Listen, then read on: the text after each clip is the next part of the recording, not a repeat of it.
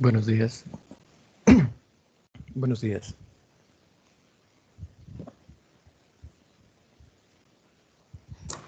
Buenos días, profe. Gracias. Entonces hablábamos ayer de las representaciones y de algunas estrategias para eso. Mencionábamos que con base en los niveles de gris se establecían una serie de superficies, de regiones, de áreas homogéneas cuyas similitudes estaban definidas en términos de exactamente eso. Similitudes entre vecinos, con el fin de que poder ser codificados. Una codificación era el código a través del código run length, que planteaba las secuencias entre blancos y negros. Eso para el caso de una imagen binaria, y que eh,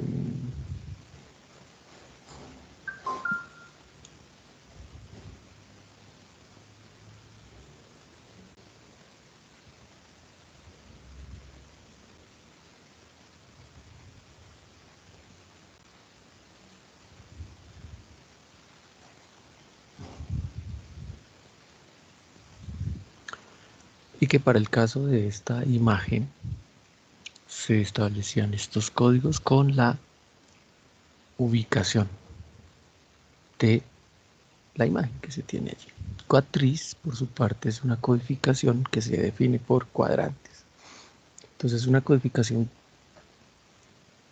de tipo jerárquico que permite hacer subdivisiones cada vez más pequeñas hasta llegar al píxel o a la unidad elemental de información de la imagen, de tal manera que uno pueda construir un nodo raíz y llegar a los nodos hoja, que son estos de por aquí. Y explicábamos cómo los planteábamos. Creo que ahí vamos. Ahí íbamos.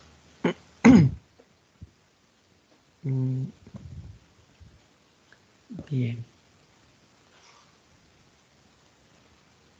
Podemos hablar igualmente de una codificación. Estamos hablando de, mire, tenemos una curva y esa curva puede darse como un código de acuerdo a una orientación preestablecida. Esa codificación la llamamos código de cadena, que vamos ahorita a volverla a mencionar.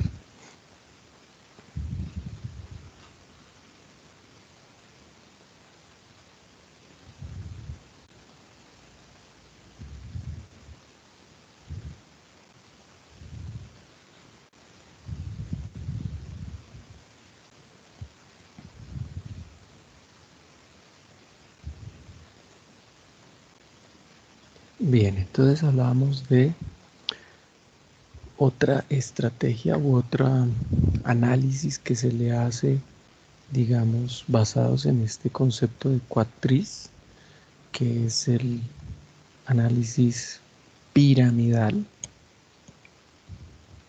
Este análisis piramidal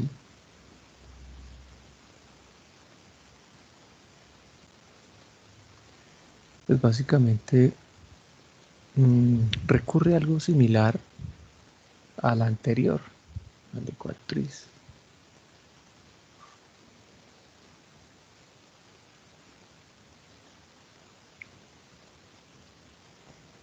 Aquí vamos a suponer que nuestra imagen tiene una información y está determinada entonces como una unidad. La imagen está definida entonces como una sola unidad y por lo tanto podríamos usar esa imagen para seccionarla varias veces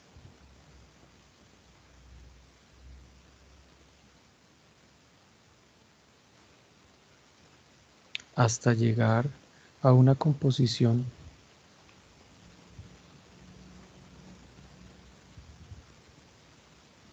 como la que se podría tener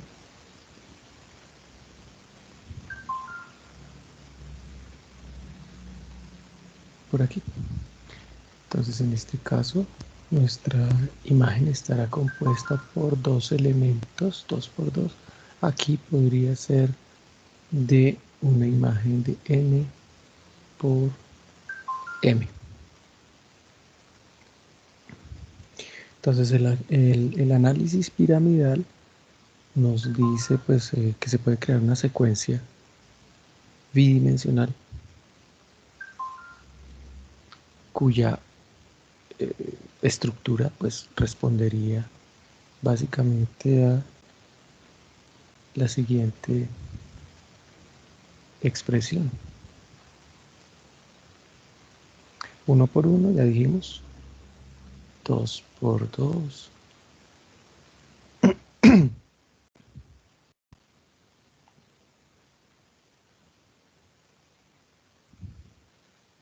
Hasta m por n. ¿De acuerdo? Ese es un ejemplo de un análisis, o por lo menos de una estructura de esa índole.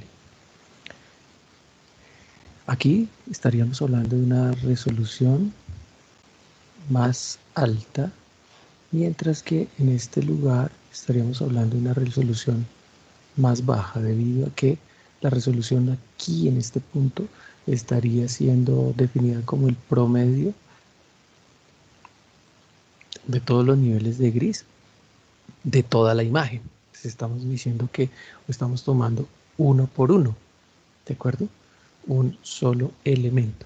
Aquí la imagen es más alta en virtud a que pues, va a poner, eh, puede estar definida para todos los elementos de información, para todos los píxeles, y eso nos va a permitir entonces eh, definir precisamente esta resolución más alta, porque ya está en términos de la unidad que es el píxel. Ahora, esta entidad, esta pirámide que se tiene, puede ser vista, como ya lo dijimos, como una descomposición que va a determinarse en 3 dimensiones. Esa descomposición que va o depende de 3 parámetros. Esos 3 parámetros, creo que los habíamos discutido, donde tendríamos estos dos primeros que nos van a definir la localización a las coordenadas espaciales, mientras que K, por ejemplo, es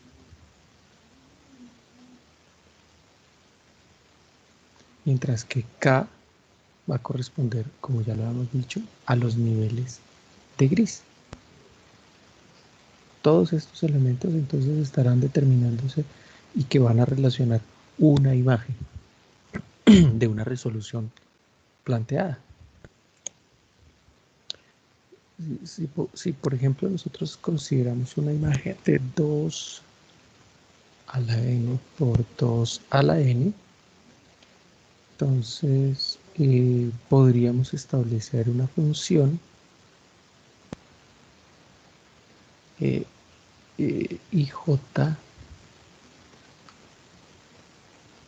ijk que va a ser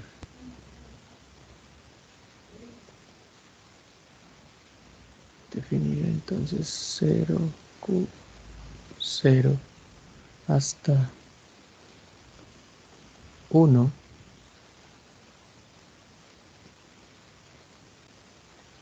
de f de 2i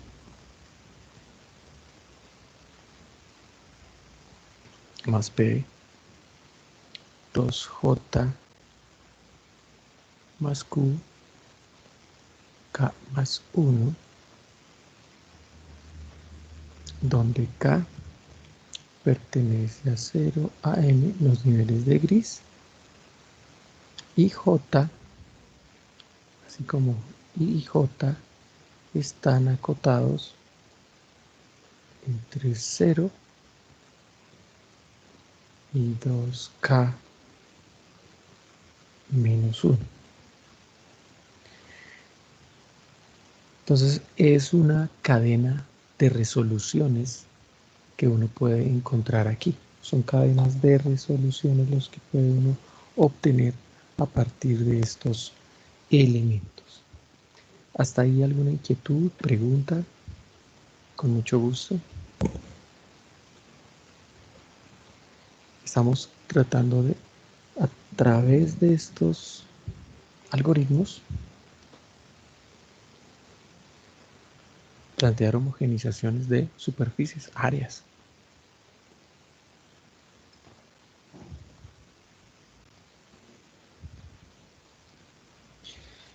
Y eso nos va a permitir identificarlas y hacer algo con ellas, bien sea cuantificarlas o clasificarlas.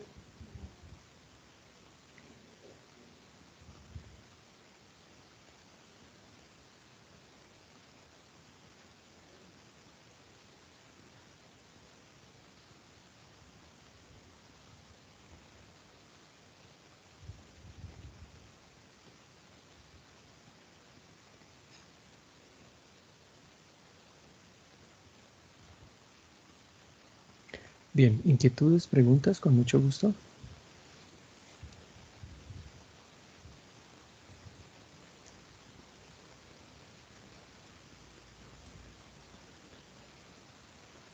Preguntas, inquietudes.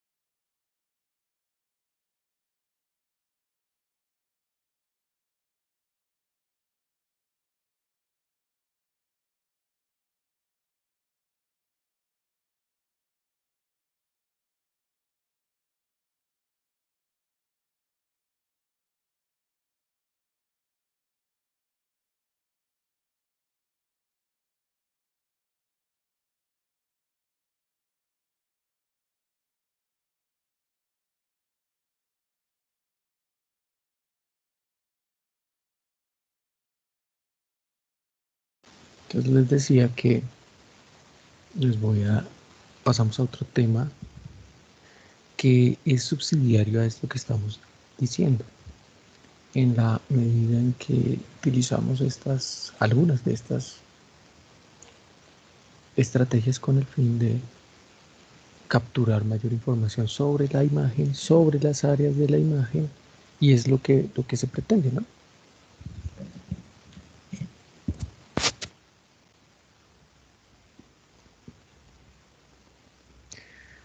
A ver, Profe, ¿estás compartiendo pantalla? ya casi la estoy compartiendo. Un momentito. ¿Qué sí? Ok, ahora sí. Ahora sí. Entonces vamos a hablar del tema.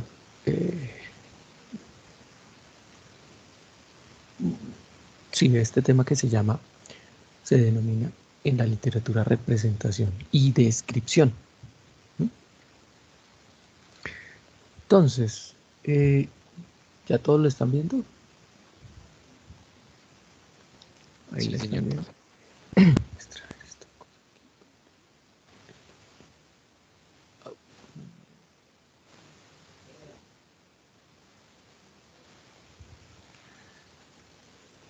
Entonces, decíamos que... ¿sí? ¿Ahí le están viendo? Ahora sí está mejor. Sí, profe. Listo. Entonces hablábamos de, o hablamos, perdón, hablamos de la representación y la descripción como dos temas fundamentales que nos van a permitir eh, clasificar, identificar las partes constitutivas de una imagen. ¿De acuerdo? Cuando yo necesito identificar, o sea, identifico algo, es porque le he dado alguna caracterización a ese algo dentro de esa escena, ¿cierto? Entonces la representación de una imagen va a implicar una de dos posibilidades, ¿no? Hacerlo en términos de sus características externas, es decir, de su contorno, o hacerlo con base en sus características internas. Eso quiere decir que vamos a mirar las similitudes que tienen los píxeles dentro de una región. Ahí está. Entonces serían dos visuales ahí. Entonces, a partir de eso pues, se plantea esa situación.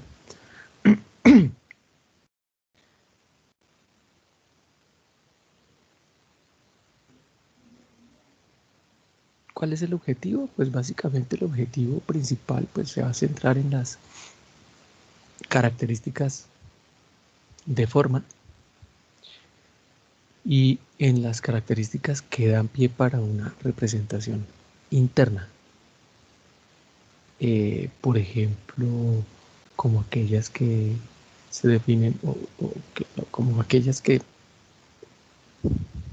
se plantean a partir de propiedades como la reflectividad, que, tan, que tanto reflejan el color, la textura,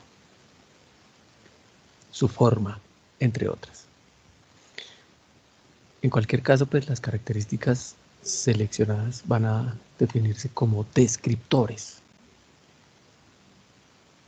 Eh, no importa si estos descriptores van a sufrir, más bien, no importa si la escena va a sufrir cambios, por ejemplo, de tamaño, traslación o rotación, deben ser insensibles a esos cambios, ¿no? Esos descriptores deben eh, ser insensibles a esos cambios.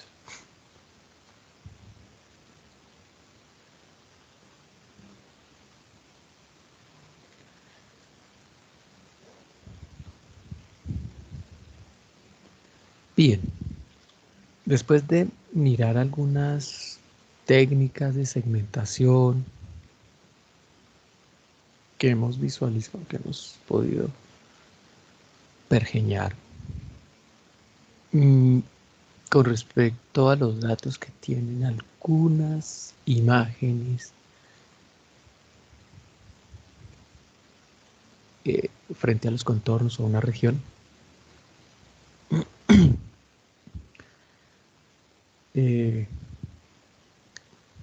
se utilizan algunas técnicas que se pueden clasificar en las que están aquí: códigos de cadena, aproximaciones, poligonales, firmas, lados del contorno y esqueletización o esqueleto de una región. Estos y estas técnicas son, digamos, permiten complementar la información que sale o que se da en la segmentación. Para el código de cadena, vamos a hablar de eso. Se van a utilizar códigos, como su nombre lo dice, para representar un camino cerrado. Este contorno va a definirse a partir de una sucesión conexa de segmentos de longitud y direcciones especificadas. Aquí están algunas de ellas en direcciones especificadas. ¿Sí las ven? Ahí 0, 1, 2, 3 y 0, 1, 0, 2, 1, ya, esas, ¿no? Entonces pueden estar relacionadas con una conectividad 4 a la izquierda, con una conectividad 8.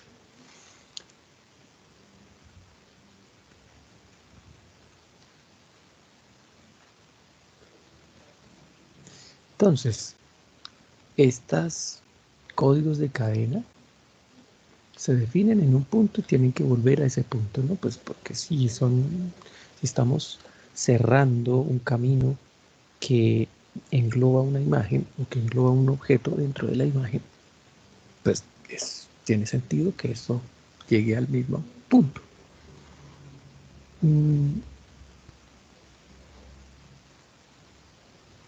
La idea es definir algún sentido de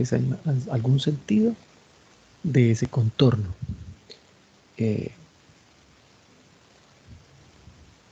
Si hay alguna perturbación pues, debido al ruido o a una segmentación imperfecta, pues esto va pues, a dar al traste pues, con el contorno.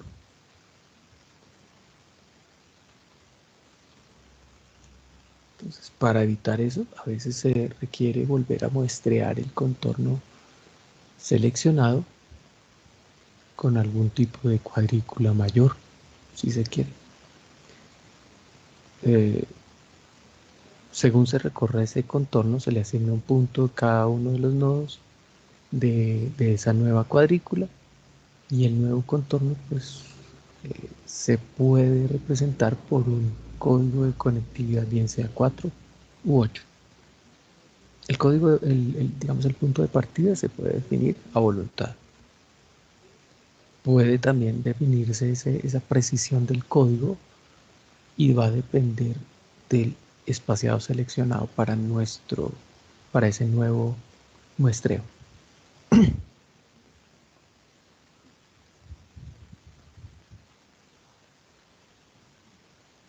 En esta figura se ejemplifica algunos códigos que se van a dar. Fíjense que estamos partiendo desde un punto 0, aquí, en este puntito, en ese nodo, y va a recorrerlo en el sentido de las manecillas del reloj, definiendo, como ya les dije, sentidos como estos: 0, 1, 2 o 3. Y aquí está: 0, 0, 3, 3, 3, 3, 3, 2, 3, 2, 2, 1, 2, 1, 1, 1, 0, 1, 1, 0, 1. Ahí está.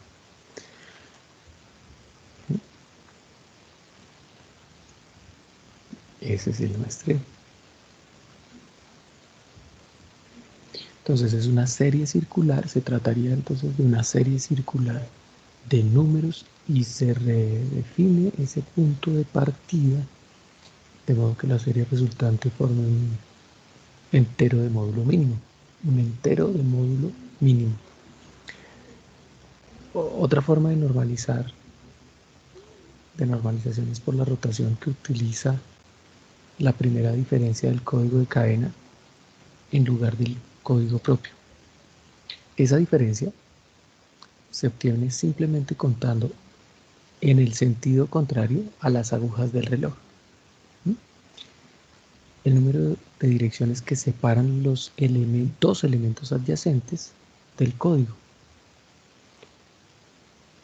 Entonces, por ejemplo, si uno tiene un código 1010332, su primera diferencia es 3, 1, 3, 3, 0, 3, 0.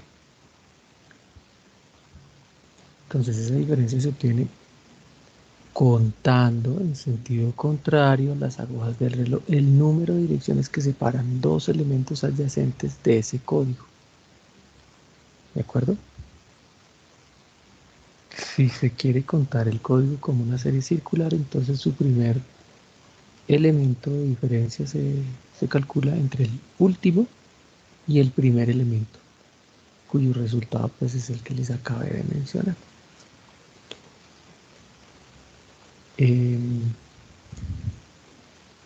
Hay aproximaciones de carácter poligonal. Entonces, ¿la idea cuál es? Tratar con una precisión arbitraria el objeto que queremos estudiar mediante un polígono.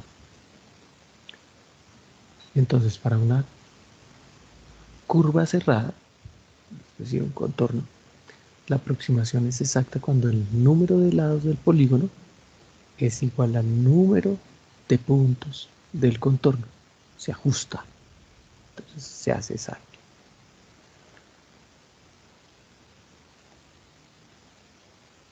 Cada punto, o sea, la idea es que cada par de puntos adyacentes se define como un lado del polígono. El objetivo de esta aproximación en la práctica es captar la esencia de la forma del contorno con un polígono con el menor número de lados posibles. Ahí tenemos el número reducido de polígonos. Eso quiere decir que estamos definiendo un perímetro lo más pequeño posible.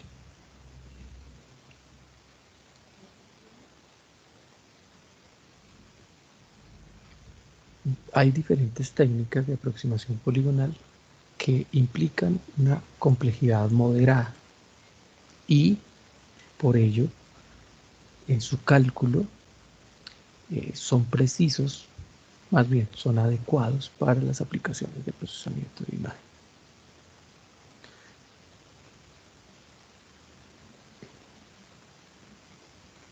Una de esas técnicas consiste en tomar o en encontrar un polígono de perímetro mínimo, lo que les decía antes, y suponer que encierra el contorno de un conjunto de elementos concatenados,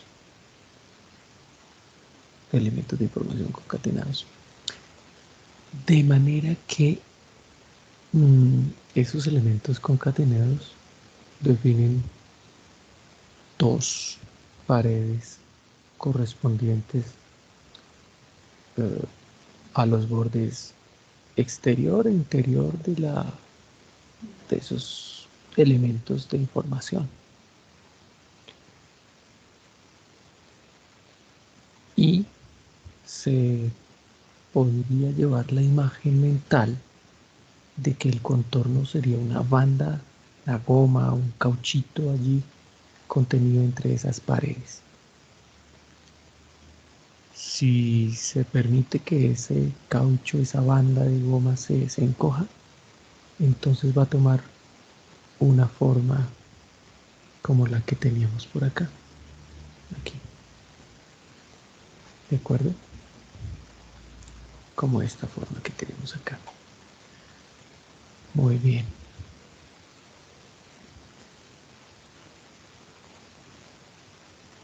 Otro método consiste en tomar los puntos hasta que no haya distancias entre el contorno y el polígono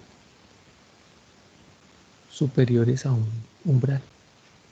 Aquí tenemos nuestra imagen, definimos un segmento de recta entre A y B, que va a definir allí un eje imaginario, y a partir de ese eje imaginario definimos unas distancias, las mayores. Aquí tenemos las mayores, serían C y D, que nos van a permitir estipular o describir allí un polígono.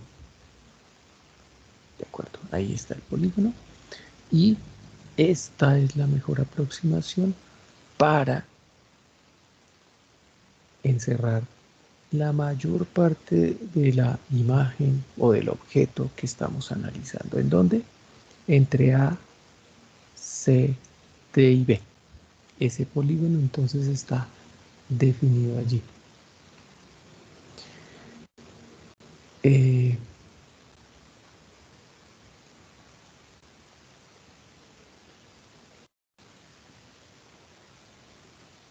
Claro, hay que tener en cuenta en este caso un umbral, ¿no?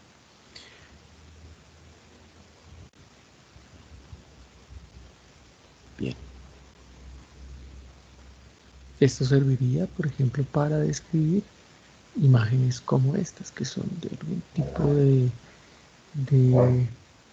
eh, de algún tipo de célula que se pudiera estar analizando, y se le da alguna aproximación poligonal.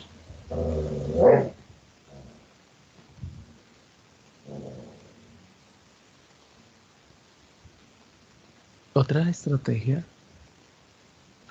consiste en las firmas, o sí, la firma. Una firma es una representación funcional, unidimensional, de un contorno, y se puede generar de varias formas. Una de las más simples sería representar la distancia desde el centro al contorno como una función de ángulo. Aquí la tenemos. Ahí está. Las firmas que se van a generar de esa forma no van a variar con la traslación, pero sí van a depender de la rotación y del cambio de escala. Se podría normalizar con respecto a la rotación, encontrando un modo de seleccionar el mismo punto de partida, pues para generar que la firma sea independiente de la orientación del objeto. Una forma de hacerlo podría ser elegir el punto más alejado del centro de ese objeto que se quiere analizar como punto de partida. Otra forma sería elegir un punto sobre el eje mayor del objeto, y con respecto a esa variación, a los cambios de escala, pues se puede normalizar escalando todas las funciones de forma que siempre siempre estén dentro de un rango de valores entre 0 y 1.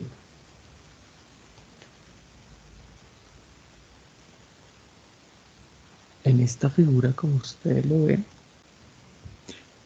se muestra un ejemplo de firma de objetos. Ahí está. Entonces, como ya lo mencionaba aquí, puede ser susceptible a la rotación y al cambio de escala, pero con las menciones que acabo de hacer, pues se podría hacer insensible a esas caracterizaciones o a esos elementos. En algunas ocasiones para esto es útil descomponer un contorno en lados. Entonces la descomposición puede reducir la complejidad del contorno. Al reducir la complejidad del contorno, se simplifica el proceso de descripción. Esa técnica se aplica cuando el contorno presenta una o más cavidades o concavidades. Sí, concavidades significativas que contienen información sobre la forma.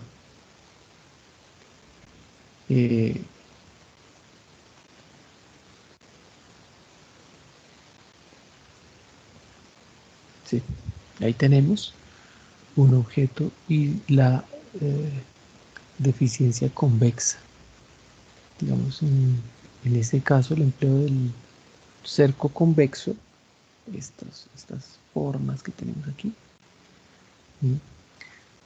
abarca, la región es abarcada por el contorno y representa una herramienta bien importante para la descomposición coherente y robusta de ese contorno. Entonces hay una, digamos que el cerco convexo H, aquí definimos la diferencia H y S, de un conjunto arbitrario S, sería el conjunto convexo más pequeño que contiene a S. El conjunto de diferencia H menos S se denomina deficiencia convexa D del conjunto S. En esta figura que tenemos aquí, pues se muestra el objeto.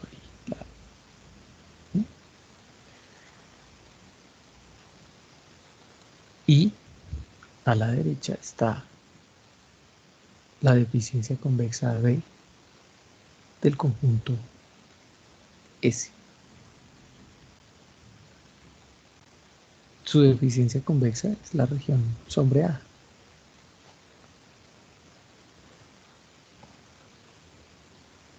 Entonces, ¿cuál es la estrategia? Pues el conjunto de esa región se puede dividir siguiendo un contorno de S. Ahí está el contorno.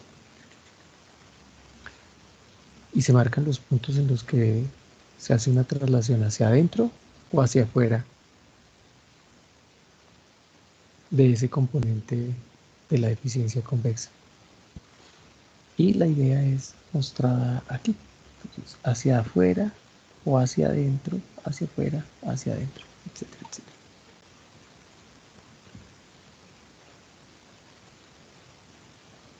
Estos contornos, los contornos son irregulares, pueden ser causados por el ruido, por algún tipo de variación en la segmentación o por la misma digitalización.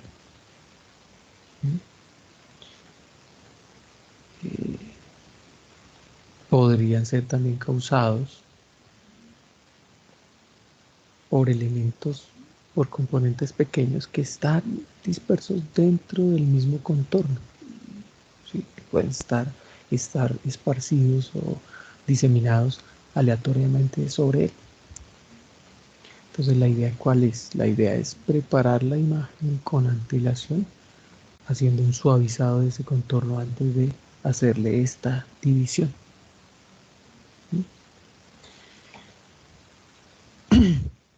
El esqueleto de una región como una estrategia para representar una forma estructural de una región. Es una metodología que consiste en reducirla, esa región, a un grafo. Esa reducción, esa simplificación puede obtenerse o puede generar el esqueleto de la región mediante un algoritmo que se llama esqueletización, algoritmo de reducción, ¿no? Que finalmente nos va a definir el esqueleto de la región. Entonces, ¿qué es el esqueleto de una región? Entonces, se puede decir que el esqueleto de una región es el procedimiento por el cual se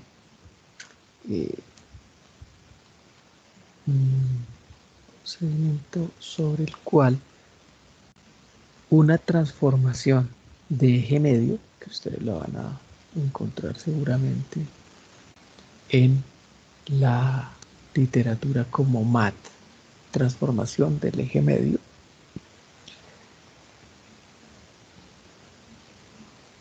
y aplicada a una región, va a servir que, ahí está, para cada punto, de acuerdo a Bloom del año 67, que para cada punto P de R se encuentra su vecino más próximo en ese borde. O sea, tenemos una región R, un borde B, y entonces retomamos la idea.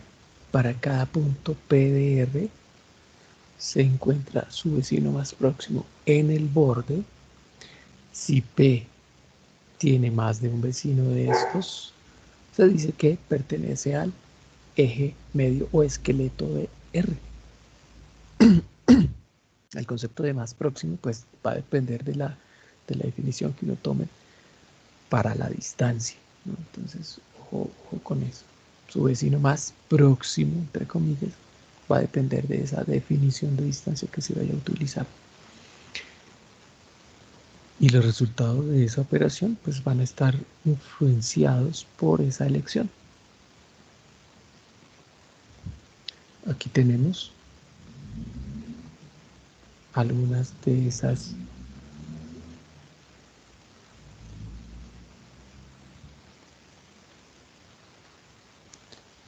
descripciones, ¿de acuerdo? Hay que tener en cuenta que para esta, al menos para esta transformación de eje medio,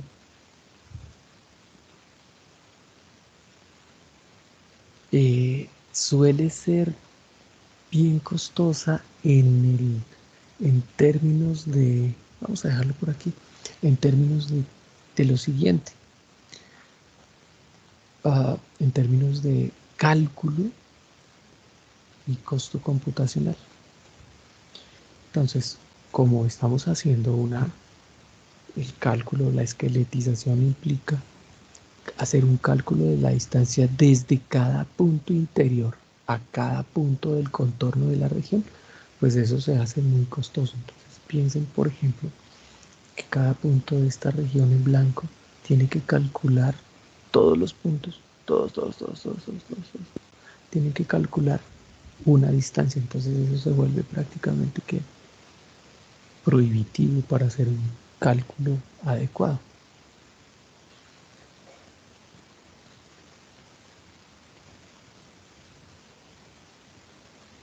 Para ello entonces se definen algunas alternativas.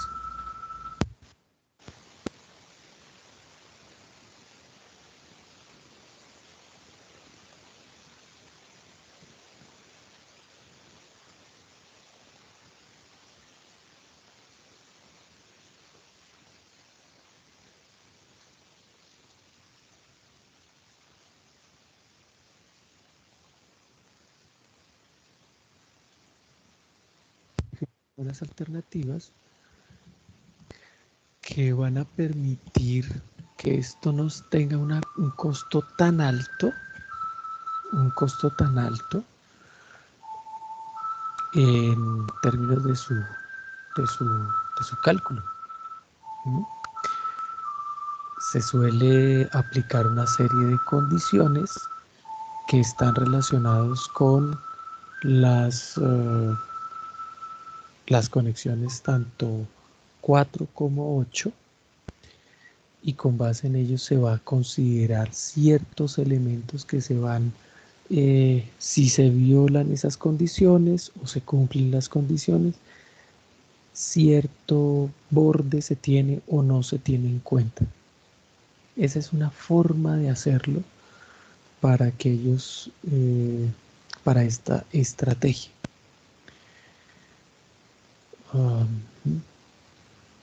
Voilà.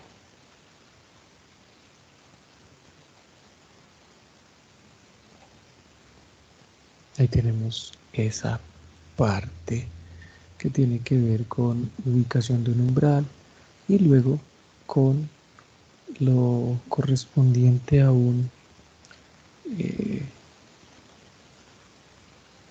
esqueletización, ¿no? Pasemos al tema de descriptores. Descriptores como contorno o descriptores de contorno. Existen, ¿no?,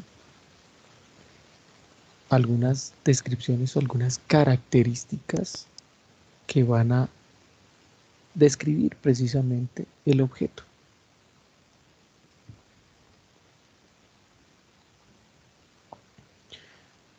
De un objeto se pueden obtener alguna caracterización y se puede visualizar. Esos descriptores pueden ser planteados como vectores de características. Esas características pueden ser de diferentes tipos, bien sea descriptores de contorno, de longitud, de diámetro, y aquí voy a mencionarles algunos, entre los que están los descriptores simples, de forma, los descriptores de Fourier y de momentos. Veamos algunos de ellos. Estos descriptores simples, dentro de los cuales está el descriptor de longitud de contorno,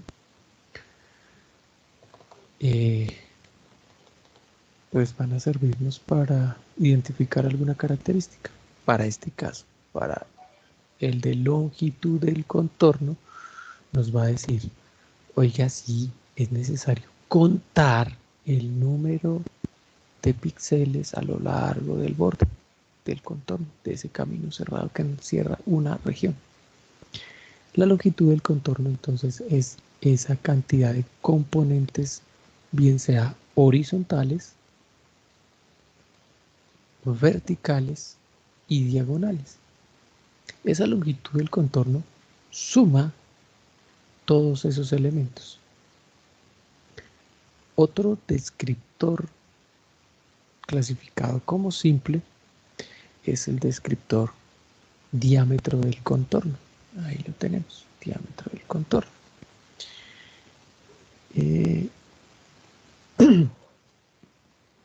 Si definimos a B como el borde de ese contorno, perdón, el borde o el contorno de un objeto, su diámetro va a ser definido de esta manera. Diámetro de B es igual al máximo del diámetro de P a J. Y es, perdón, de diámetro dije, no, esto es diámetro de B es igual al máximo de D de P a, de P sub I a P sub J. Este último, D de P sub I a P sub J, es una medida de distancia. Entonces vamos a buscar la máxima distancia que hay entre esos dos puntos que están dentro de esa región.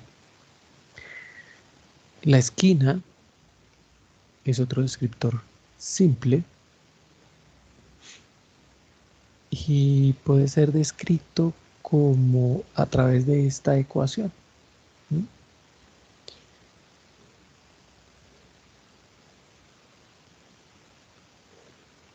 Son lugares precisos, son lugares de ese contorno donde la curvatura K Ahí la tenemos. K en función de B no se encuentra acotada. Y por lo tanto, se vale decir que esa curvatura K de B, valor absoluto o norma cuadrada, es igual al cuadrado de la derivada de y con respecto a la curvatura b al cuadrado más la derivada de x en referencia a la curvatura o a la diferencial de la curvatura en b al cuadrado, y eso al cuadrado nos definen ese contorno. Entonces una esquina como tal se asume cuando esa ecuación tiene un valor suficientemente grande. Ahí tenemos esta imagen que nos define la curva B y la medida de las esquinas. Entonces, ¿qué tanto avanza? ¿Qué tanto avanza en las abscisas con respecto a las ordenadas? Esa es la idea. Vale.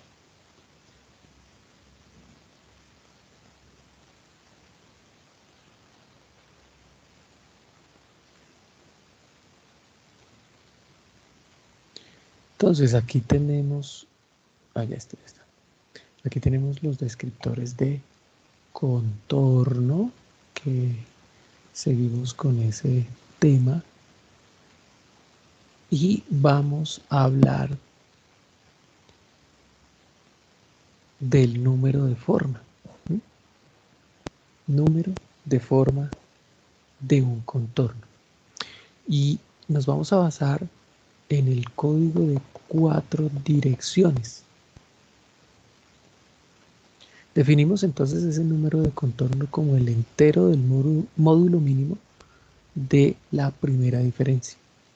Ya dijimos qué significa la primera diferencia. Es hacer el conteo entre la diferencia en el sentido contrario a las manecillas del reloj. Ok. Entonces, el orden que nosotros planteamos de un número de forma se define como el número de dígitos de su representación. Ahorita miramos a qué nos referimos con eso.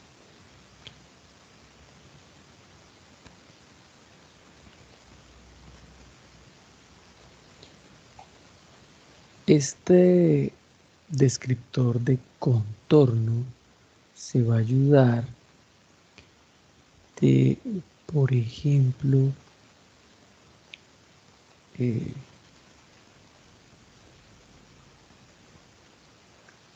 sí, del rectángulo como base, ¿sí? Del rectángulo como base para representar y encuadrar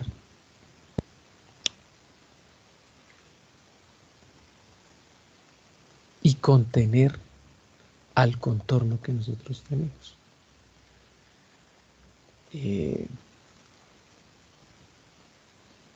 Pues básicamente allí lo que tenemos, o aquí estamos viendo, es que tenemos un contorno de color azul y los estamos conteniendo en una forma rectangular en donde los ejes mayores, ahí lo tenemos, el eje mayor de la forma coincide en forma paralela con las paredes, si se quiere, de ese rectángulo, y el eje menor va a coincidir paralelamente o estará en forma paralela con los lados más pequeños.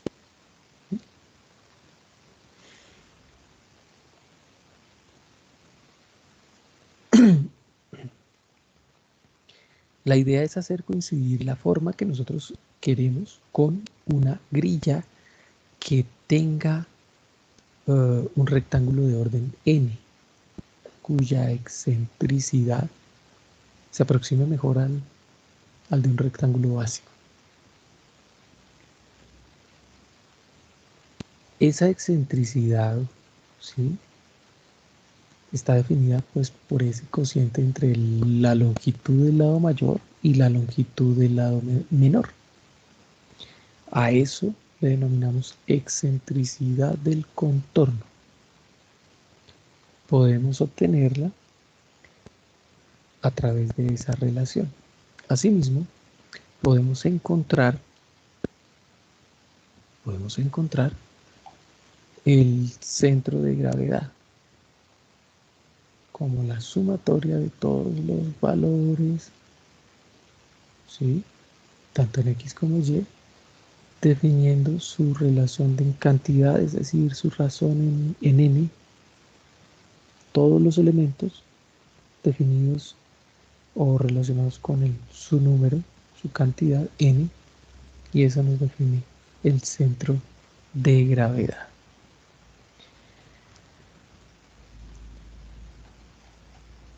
El número de forma, entonces, como otra estrategia para definir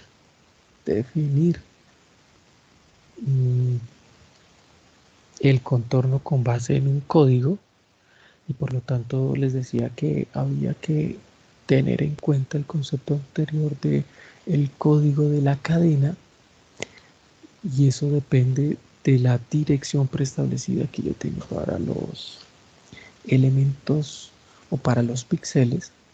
Pues teniendo en cuenta eso, este número de forma va a estar representado basado en ese código de 4 direcciones.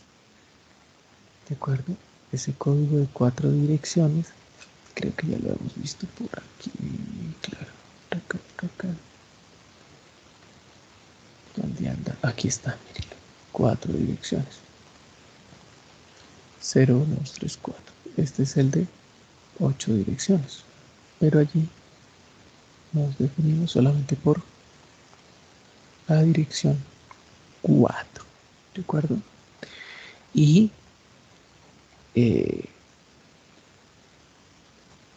ya lo habíamos mencionado con respecto a la primera diferencia, ¿no?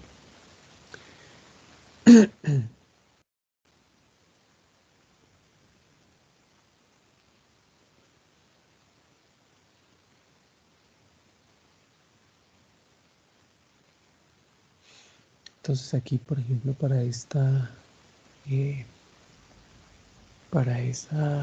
planteamiento,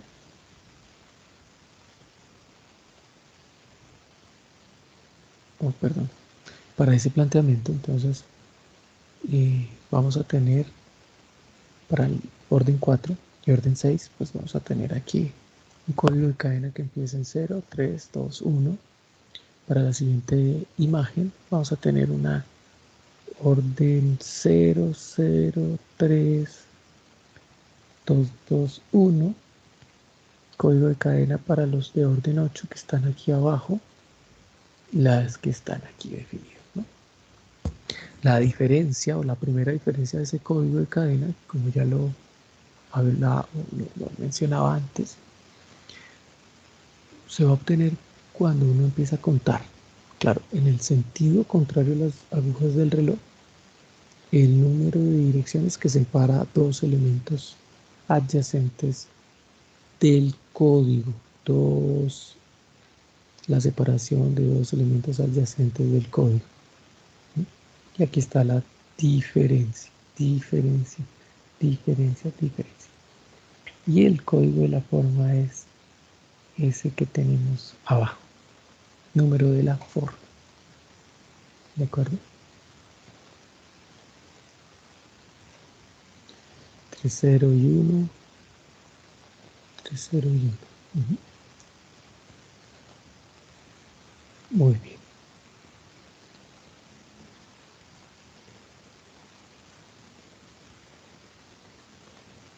Ok. Entonces ese es el número de forma. Nos vamos a los descriptores de Fourier. Entonces los descriptores de Fourier, ok, de Fourier nos van a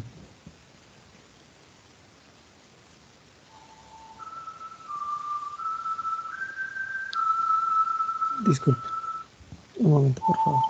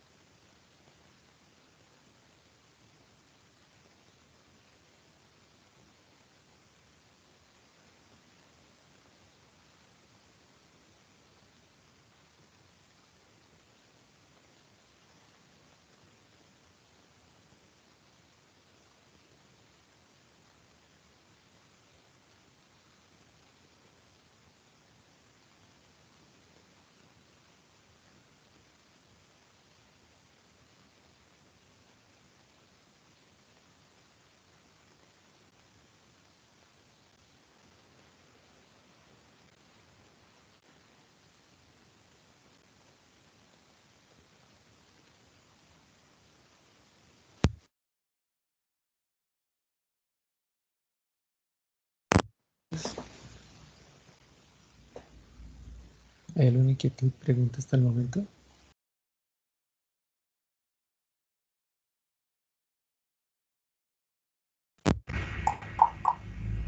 De Fourier.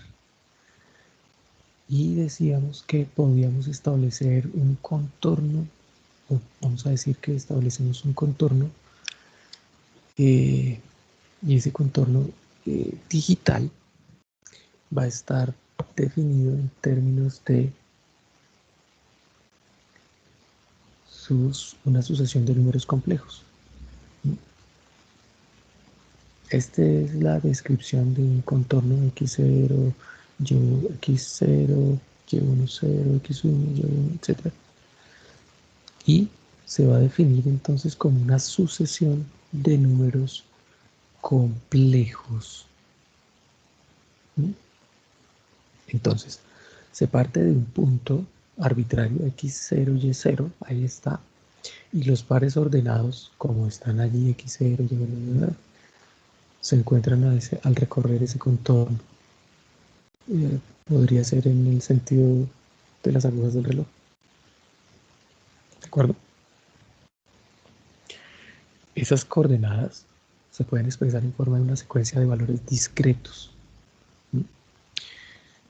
De la forma en que x de k es igual a x sub k, y de k es igual a y sub k. Entonces cada par ordenado que tenemos allí, de esas coordenadas, de esa secuencia, pueden ser tratados como un número complejo. Aquí está ese número complejo. S de k es igual a x de k, la parte real, más j de y de k, la parte imaginaria.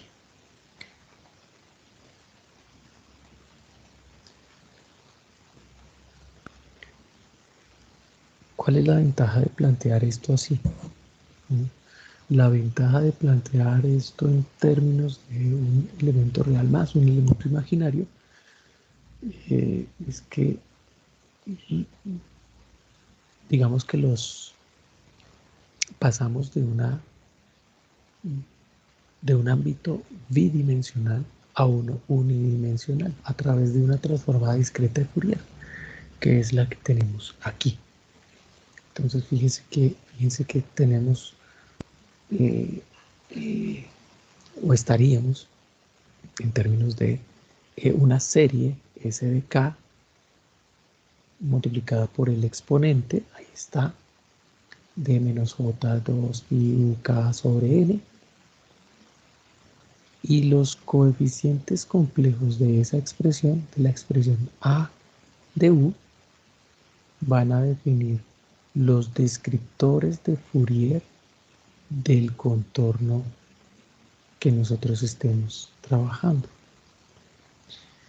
Entonces, la transformada inversa de Fourier de los A sub U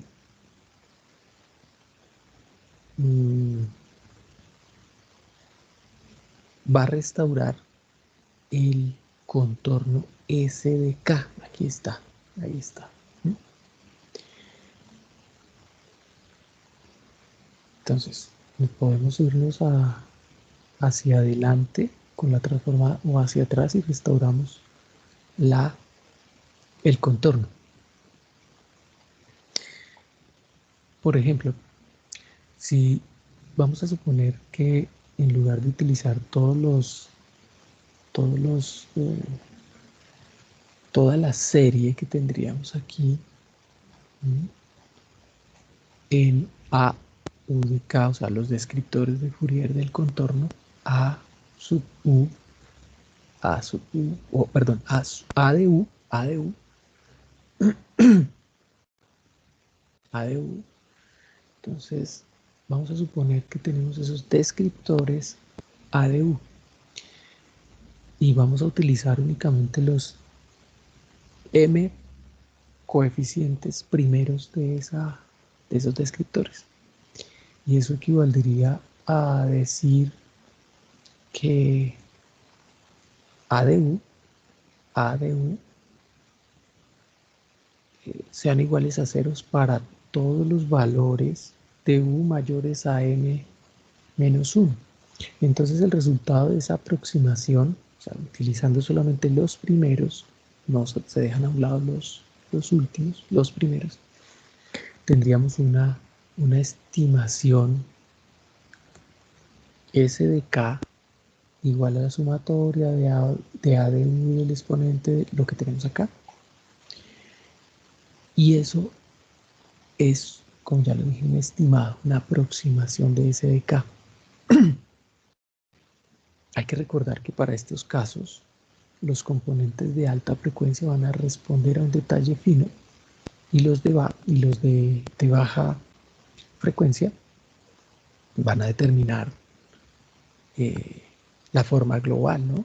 Como que los detalles más rasos, más globales. Los detalles finos, entonces a frecuencias más altas.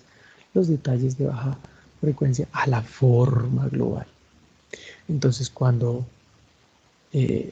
menor sea m, es posible que se pierdan más detalles.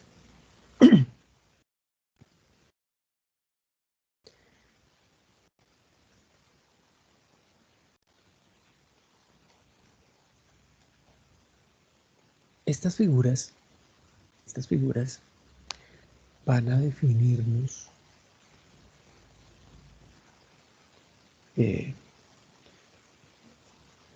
nos definen la reconstrucción de una imagen de un cuadrado, ¿sí? O sea, si yo tengo M2, M4, M8, M16, pues nos definen grosso modo la imagen que queremos, la imagen original, que sería de 64, N64. Entre más grande se tenga esa imagen,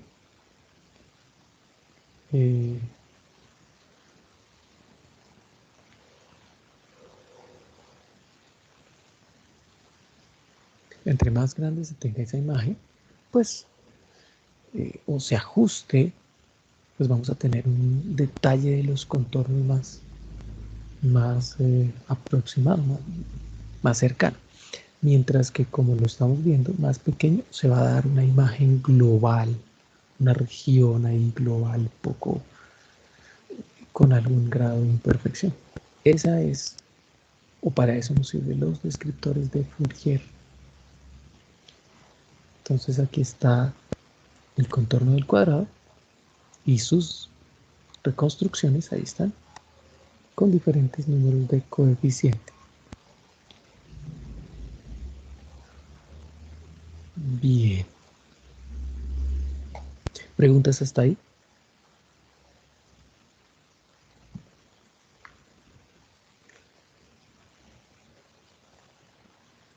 ¿Preguntas?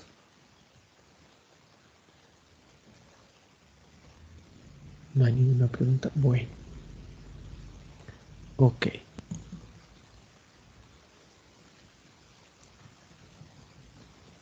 Muy bien. Cuando hablamos de los momentos de contorno, estos hacen referencia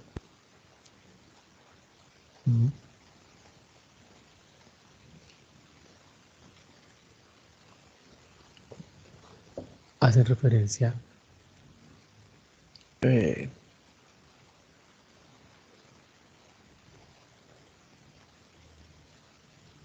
al uso, ¿no?, de firmas para determinar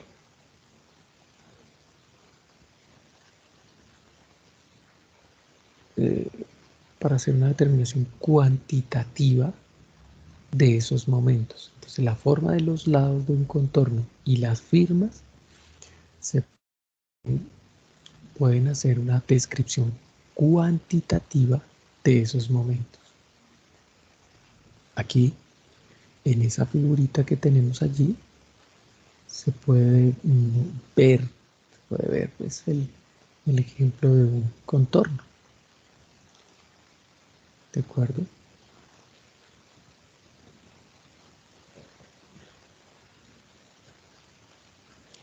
Esa imagen que tenemos aquí de un contorno es una expresión unidimensional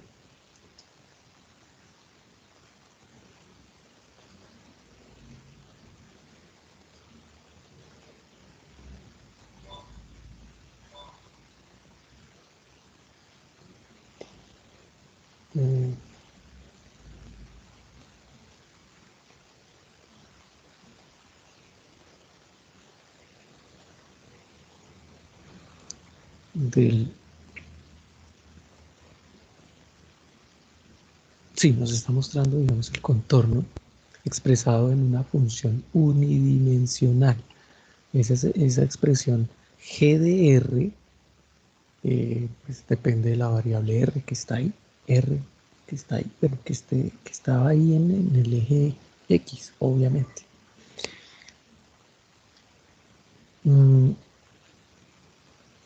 A ver.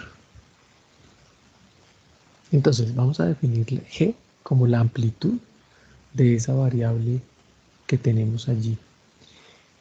Y básicamente lo que estamos formando es un histograma de amplitud P de V de I. Ahí lo tenemos, P V de I. Con I igual a 1, 2, 3, hasta acá, siendo K el número de incrementos de amplitudes discretas. Entonces se va a definir ese momento enésimo de V respecto a su media, ahí lo tenemos a la media, como eso. Entonces es el momento enésimo, P de V de I, ya lo dijimos, es el histograma de amplitud, M es la media, y la media pues está definida ahí abajo. Mu al cuadrado, ya dijimos, pues era la varianza, o bueno, no lo dijimos, pero aquí lo planteamos como tal.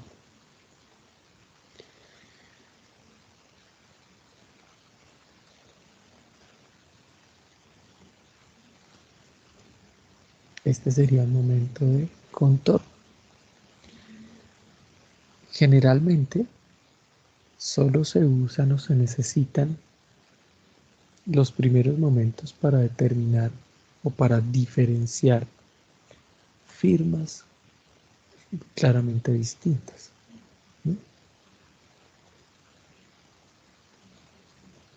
Se puede hacer una normalización de GDR por unidad de área y tratarlo como un histograma común y corriente.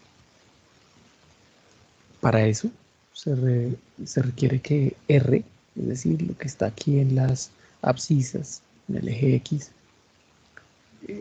se convierta en una variable aleatoria y los momentos tendrían una connotación distinta.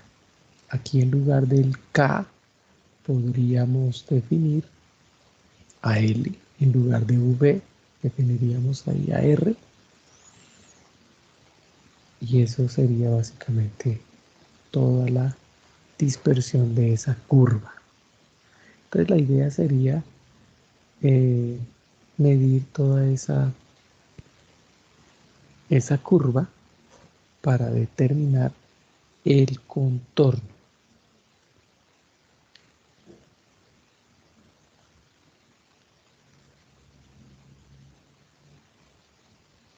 Bien, entonces los descriptores de región como otros elementos o como otros de los elementos que van a caracterizar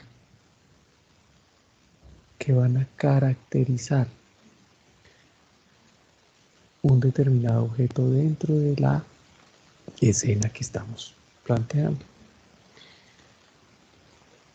Para este caso vamos a tener estos 4 descriptores básicos. Perdón, estos 4 descriptores, dentro de los que están los básicos, los topológicos, las texturas y los momentos.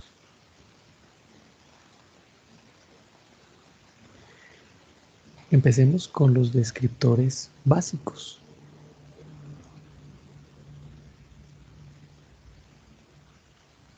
Estos descriptores básicos pues van a caracterizar una región en términos de área, perímetro o densidad.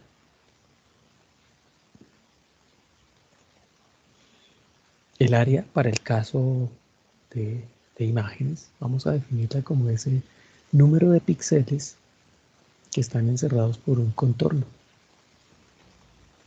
Por un contorno A sub 0. Por un contorno A. El perímetro, entonces, va a ser la longitud de ese contorno de esa región. P. A sub 0 es el área, P es el perímetro. La densidad,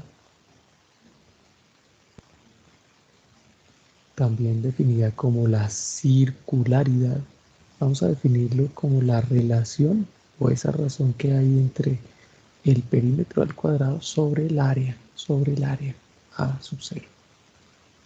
sobre el área. La rectangularidad es esa razón entre el área total de una región sobre el área del rectángulo básico de la misma, o sea, sobre ese encajonamiento que nosotros hacemos de el área estudiada. ¿Sí?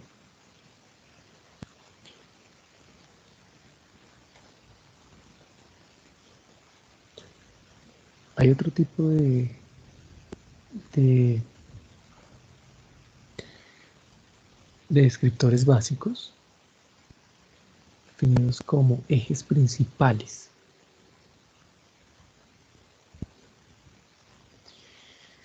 A estos se les o están definidos en términos de vectores propios de una matriz de covarianza, ¿no?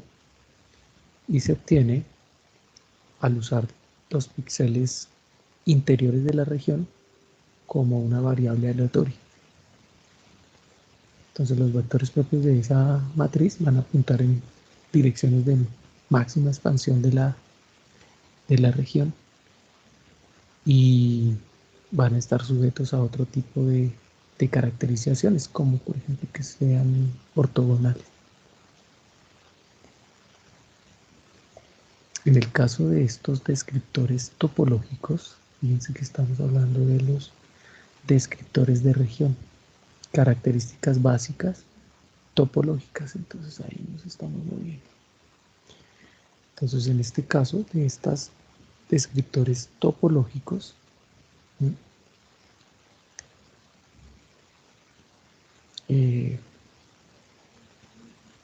pues van a ser usados para describir globalmente una región. La topología en general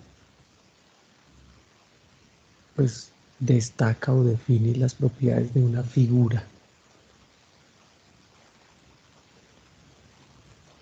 la cual pues no se ve afectada por ninguna deformación.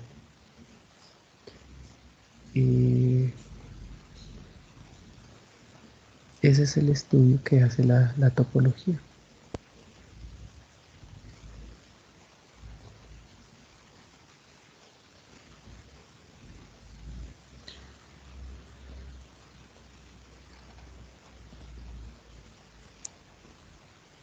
Este descriptor es útil por el hecho de que puede expresar como un descriptor, como ese número de componentes que están vinculadas, conexas. Y aclaremos que se plantea el hecho de una componente conexa como un conjunto, como un subconjunto más bien. Sí, es un subconjunto de máximo tamaño en cualquier par de puntos de ese mismo subconjunto que se pueden unir,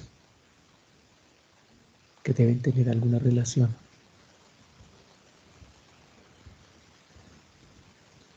Entonces es eso, ¿no? Entonces una componente conexa es un subconjunto de un tamaño tal, un tamaño máximo, que pueda establecerse o unirse por una curva conexa dentro de ese subconjunto.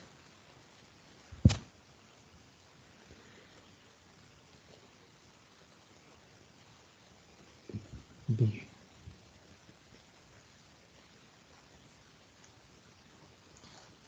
Para este dibujo que está aquí, se puede mencionar algunas cuantas cosas al respecto.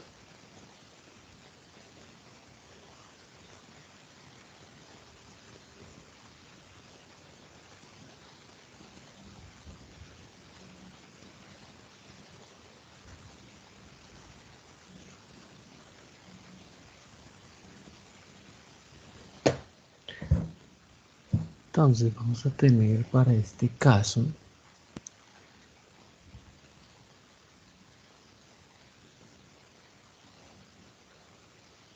un descriptor eh, topológico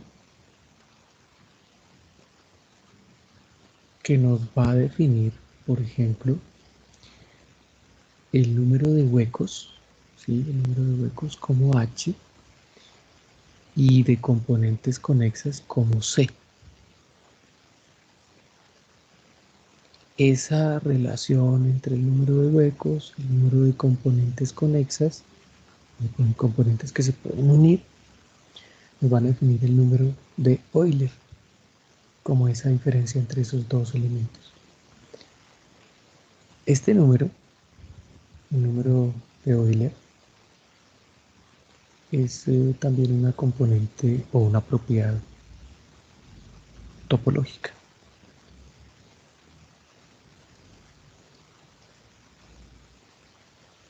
En el caso de la figura, eh, esas regiones van a representarse por segmentos de recta, o sea, redes poligonales, segmentos de recta. Y van a poseer esa interpretación pues muy sencilla, esa diferencia entre quienes están o quienes no están dentro de esa región. Se puede clasificar esas regiones interiores de la red en términos de componentes conexas o sí, de componentes conexas y de huecos. De tal manera que se puedan expresar en términos de esos números de Euler.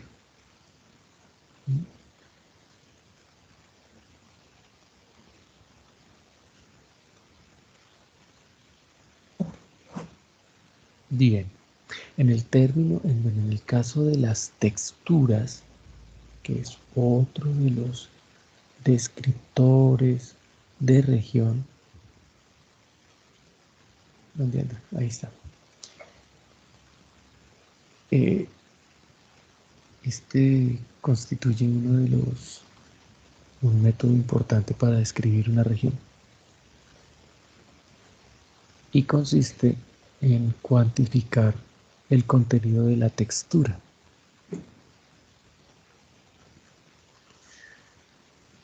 En la literatura no hay una definición formal de la textura.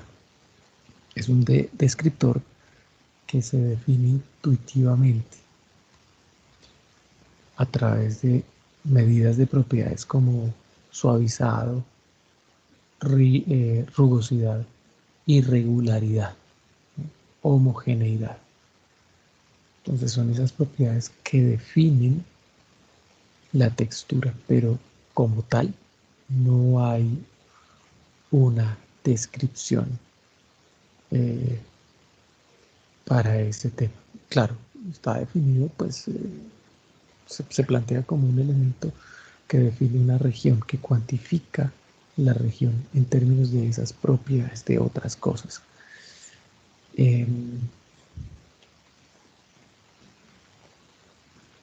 Existen tres métodos principales en el procesamiento de imágenes para describir la textura de una región. Los estadísticos, los estructurales y los espectrales.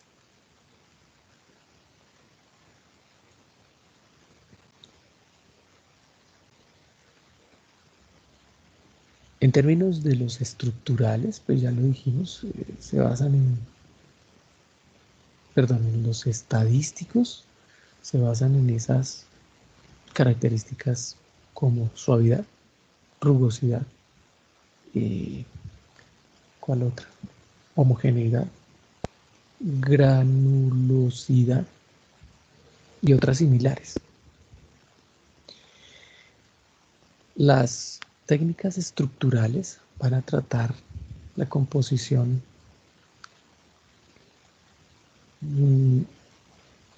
tratan sí de la composición de de las imágenes o de primitivas de imágenes, tales como la descripción de texturas basadas en líneas paralelas que pueden estar regularmente espaciadas. Entonces, ¿qué tan espaciados o qué tan regularmente espaciadas están? Entonces, es la estructura que tiene. Las técnicas espectrales se basan en esas propiedades del espectro de Fourier y van a detectar la periodicidad global de una imagen. En términos de esa identificación de las altas energías o los picos de las energías de la energía del espectro, ¿no?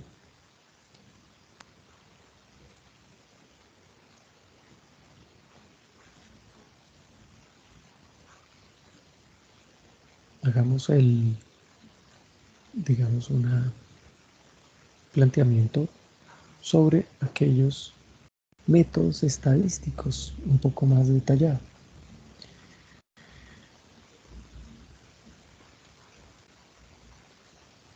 Un método estadístico que ya conocemos es utilizar los momentos del histograma. Sabemos que es el planteamiento estadístico de los niveles de resolución de la imagen o de la región a través de esta. Vamos a suponer que planteamos a z como una variable aleatoria, ahí la tenemos, que que nos va a dar la información de la intensidad de la región,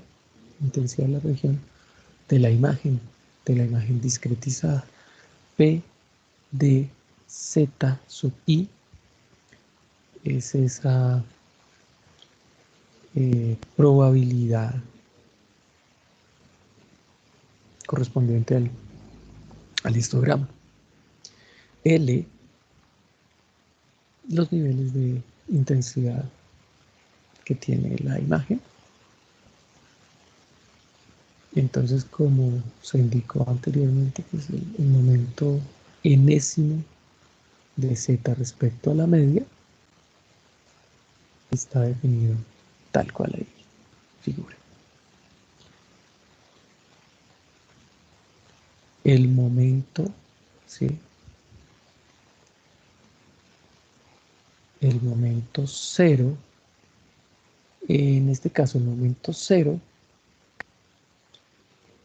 es igual a 1 y el momento 1 es igual a 0. El segundo momento, el momento 0 es igual a 1 y el momento 1 es igual a 0. El segundo momento, es decir, la varianza, es de importancia en la medida en que va a describir las texturas. Entonces, esa varianza es una medida del contraste del nivel de gris y está relacionado con con un descriptor de suavidad relativa. Ahí está ese descriptor de suavidad relativa, R, que está definido o está dependiendo de el segundo momento, que sería la varianza psi cuadrado de z.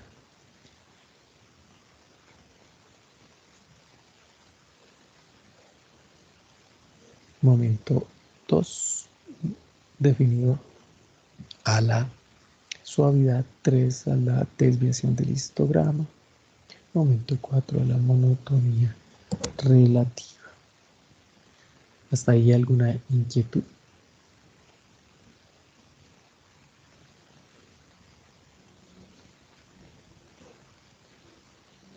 Los momentos quinto y sucesivos, pues no hay mucho digamos, no son fácilmente ubicables, no son fácilmente relacionados con la forma del histograma, pero podrían proporcionar una mayor discriminación del contenido de la textura. Estamos hablando de la textura y se definen en términos de los momentos del histograma que están definidos allí.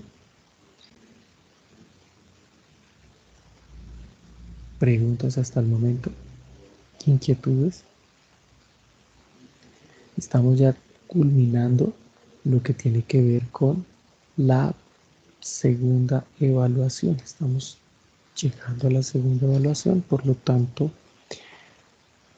además de lo que hemos visto en el primer recorrido, digamos que hasta la primera evaluación, la segunda evaluación tendrá los siguientes temas: ruido, filtros en el dominio espacial, filtros en el dominio de la frecuencia, filtros de Gabor, wavelets, textura, extracción de características. Eso es lo que estamos haciendo. Entonces, fíjense que ya estamos finiquitando. Hasta ahí sería, digamos, el tema que se contiene para el segundo corte. A partir de allí, temas como características morfológicas y medidas en el dominio de la frecuencia, bases teóricas de clasificación y clasificadores, ya correspondería a la tercera corte. Entonces yo creería que ya estamos finiquitando. Nos hace falta, mal contados, unas, yo voy a decir, 4 o 6 horas mal contadas. Bueno, entonces si hay alguna inquietud o un comentario, con mucho gusto. ¿Sí? Profe, entonces al fin el parcial es mañana de 10 a 12, ¿sí? Pues yo ya pedí que se habilitara eso, ¿ok? En caso de que no se haga así, lo dejaríamos para la siguiente sesión. ¿Cuándo es? Martes, ¿de acuerdo? Ya lo solicité, no he mirado. Entonces esto podríamos, bien sea para mañana, si es posible, se hace mañana. Si no, entonces nos toca la próxima semana, ¿de acuerdo? Listo, profe. Bueno, muchas gracias. ¿Preguntas? ¿Inquietudes? Profe, otra preguntita. Es que como ayer no tuvimos la reposición del laboratorio de 4 a 6, ¿se haría esta semana o la otra? ¿Cómo así que no tuvimos la reposición de 4 a 6? Pues es que ayer habíamos quedado de hacer una reposición del laboratorio de 4 a 6, pero no encontramos como ningún link. Ay, puede ser, yo hice la reposición Sí, profe. en otra sala. Ay, changos, no puede ser. ¿Este es el grupo de qué? ¿Cómo se llama? El que usted se está refiriendo. ¿A1B? Ya te confirmo. Sí, porque Aún no tal da, vez profe. lo hice con el A1A o el A1B. Fue al revés. Por Puede mis El ser. notas la dice 1A. la 1A. Pero yo lo dejé ahí planteado, no sé por qué. Sí, ahí lo dejé, claro. Sí, sí. La otra posibilidad es que lo hagamos el sábado a las 7 de la mañana, que es digamos, la única que tengo así disponible. Porque, ay caramba, no puede ser. No, yo dejé eso ahí abierto. A ver. A1 es de... Ay, caramba, ya sé qué fue lo que pasó. No, no, ya sé fue lo que pasó. No. Sí, no, ya sé qué fue lo que pasó. A ver, permítame, voy a mirar aquí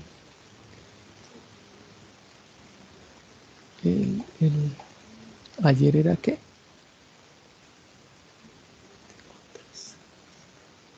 Procesamiento, ¿no? Sí, A1A. profe. No, va a tocar el sábado, le cuento.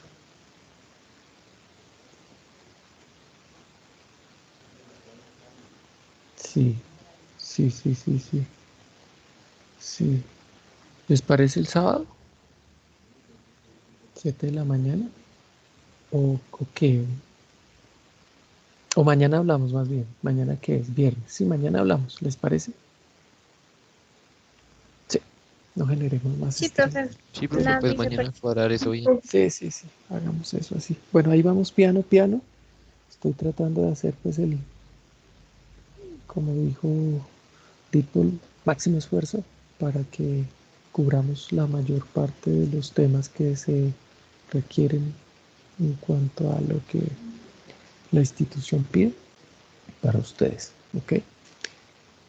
Y ya nos hace falta poquitito, entonces les hace falta mucho menos que al inicio. Estamos, nos vemos. Feliz tarde. Muchas gracias. Mañana continuamos.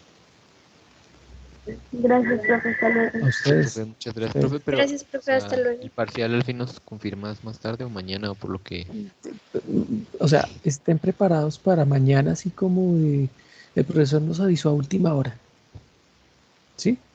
Estén preparados para mañana, con los temas que ya les Listo, pues. mencioné, ¿de acuerdo? Si Listo, no profe, es gracias. mañana, entonces podría ser el martes, ¿ok? Si no es mañana, entonces lo pasaríamos para el martes, algo que nos convenga a todos, ¿sí? Y sí, porque el lunes es festivo, ¿sí? ¿Sí es festivo o no? Sí, señor. Ah, ok, entonces ahí está el problema. Nos hace ahí el problema ahí. Ok, entonces eso, ¿vale? Ahí disculpen pues